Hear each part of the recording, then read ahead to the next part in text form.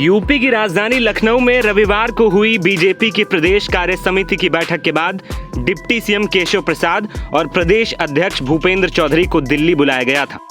मंगलवार को केशव और भूपेंद्र ने भाजपा के राष्ट्रीय अध्यक्ष जेपी नड्डा से अलग अलग मुलाकात की। माना जा रहा है कि नड्डा ने दोनों नेताओं से लोकसभा चुनाव में सीटें कम होने और यूपी में भविष्य की रणनीति को लेकर चर्चा की है। सीएम योगी की अगुवाई में होने वाली 2 कैबिनेट बैठकों से गायब रहने वाले केशव ने करीब 20 दिन से चुप्पी साध रखी थी। ये चुप्पी पिछले रविवार को बीजेपी प्रदेश कार्य समिति की बैठक में टूटी और केशव ने मंच से संगठन को सरकार से बड़ा बता दिया। उन्होंने कहा कि मैं बीजेपी कार्यकर्ता पहले हूं, डिप्टी सीएम बाद में। और आज इस प्रदेश कार्य समिति में मैं संगठन के वरिष्ठता हमारे देश के और प्रदेश के नेतृत्व के सामने कह रहा हूं, संगठन सरकार से बड़ा है।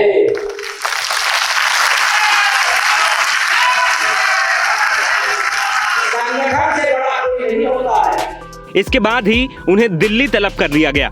सूत्रों का कहना है कि बीजेपी का केंद्र नेतृत्व प्रदेश में पार्टी में कुछ बड़े बदलाव करना चाहता है। इसके मद्देनजर नड्डा ने दोनों नेताओं से अलग अलग सुझाव मांगे। भाजपा प्रदेश अध्यक्ष भूपेंद्र चौधरी ही नड्डा से कह चुके हैं कि वो हर तरह के बदलाव के लिए तैयार हैं। सूत्रों का कहना है कि फिलहाल अभी आंशिक बदलाव ही किए जा सकते हैं। संगठन के कुछ चेहरे सरकार में शामिल हो सकते हैं, तो कुछ लोगों को सरकार से हटाकर संगठन में जगह दी जा सकती है। मंत्रियों के विभाग भी बदल सकते हैं। यूपी में जल्द ही 10 विधानसभा सीटों पर उपचुनाव भी होने। इस बीच सीएम योगी आदित्यनाथ ने बुधवार सुबह 11 बजे अपने आवास पर मंत्रियों की एक बैठक बुलाई। मंत्री उपचुनाव वाली सीटों का दौरा करके लौटे हैं। एक सीट पर 2-2 मंत्रियों की ड्यूटी लगा दी गई थी। कार्यकर्ताओं से बात करके उन्होंने अपनी रिपोर्ट भी तैयार कर ली। बता दें कि उत्तर प्रदेश में 10 सीटों पर उपचुनाव से पहले बीजेपी के अंदर जबरदस्त मंथन चल रहा है। बीजेपी में यह हलचल हाल ही में समाप्त हुए लोकसभा चुनाव के बाद हो रही है, जहां बीजेपी को मनमाफिक सफलता नहीं मिली। इसके बाद डिप्टी सीएम केशव प्रसाद मौर्य के बयान के बाद यूपी की सियासत की गर्मी और भी बढ़ गई।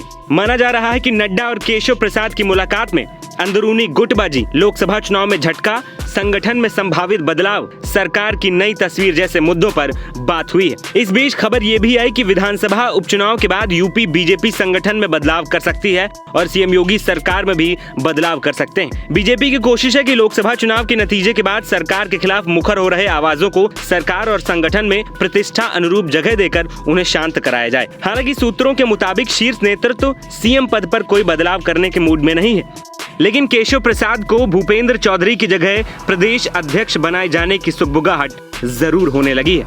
एनबीटी ऑनलाइन की रिपोर्ट।